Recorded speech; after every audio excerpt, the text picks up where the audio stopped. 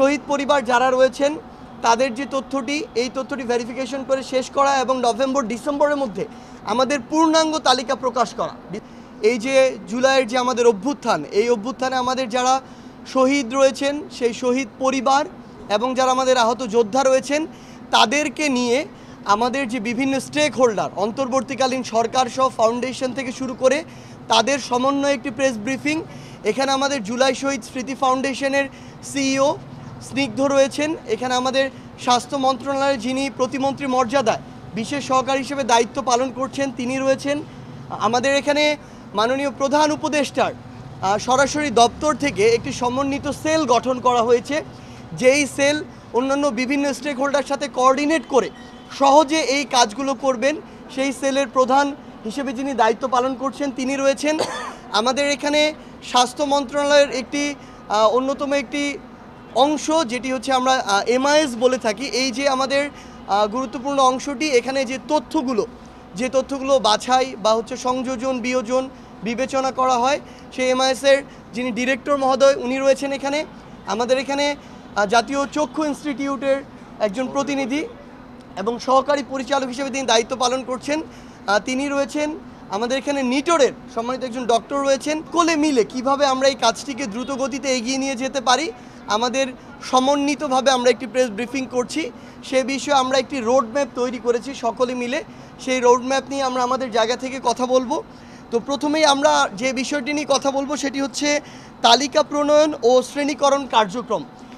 এখানে প্রথমে একটি গুরুত্বপূর্ণ বিষয় বলে দিতে চাই, সেটি হচ্ছে যে এর পূর্বেই আমাদের স্বাস্থ্য বিষয়ক উপকমিটি একটি ছিল, স্বাস্থ্য মন্ত্রণালয়ের সাথে যারা কাজ করছিল, আমাদের জেলা প্রশাসন এবং আমাদের জেলা সিভিল সার্জন অফিস, এগুলোর সমন্বয়ে আমাদের এমআইএসে কিন্তু অলরেডি একটি ডাটা ইনপুট দেওয়া হয়েছে এবং বড় সংখ্যক একটি ডাটা রয়েছে শহীদ পরিবারের এবং আহতদের।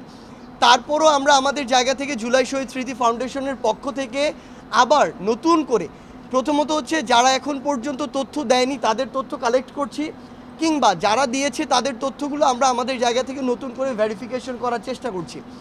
প্রথমে একটি জিনিস বলি, এই তথ্য ভেরিফিকেশন করে সঠিক তথ্যটি মানে একদম নিয়ে আসার সামনে এটি খুবই গুরুত্বপূর্ণ আমাদের জন্য। শহীদ পরিবার যারা রয়েছেন বা শহীদ ভাইরা যারা রয়েছেন তাদের তথ্যটি যাচাই করা বা সংযোজন করা তুলনামূলক সহজ, কিন্তু যারা আহত রয়েছেন তাদের তথ্য ভেরিফিকেশন করা এবং সেই তথ্যটি সংযোজন করা তুলনামূলক একটু কঠিন প্রসেস।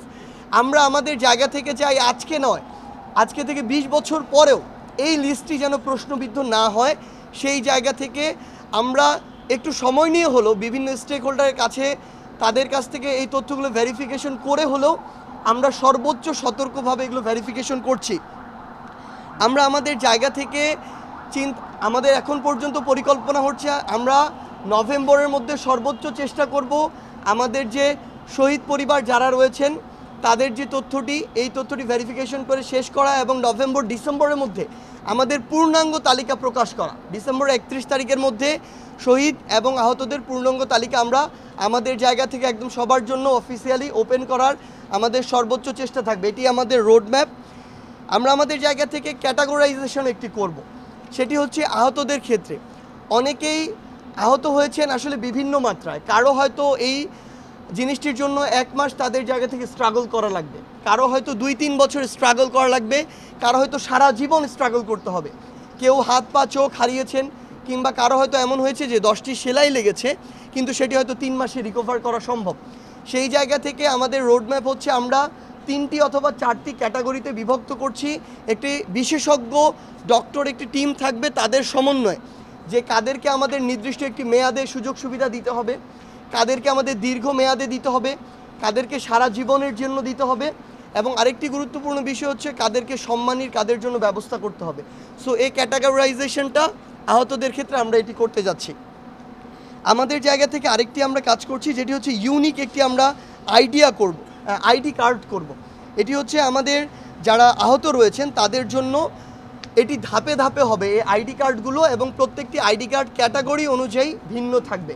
সে অনুযায়ী এই সুযোগ সুবিধাগুলো ডিফারেন্ট হবে, এবং এটি আসলে খুব বেশি এ কারণেই প্রয়োজন, কারণ হয়তো কেউ এমন আসবেন আহত আমাদের যোদ্ধা যার ইনস্ট্যান্ট ওই সুযোগ সুবিধাটির প্রয়োজন, আবার কারো এমনটি হবে যে 3 দিন পরে হলেও সমস্যা নেই।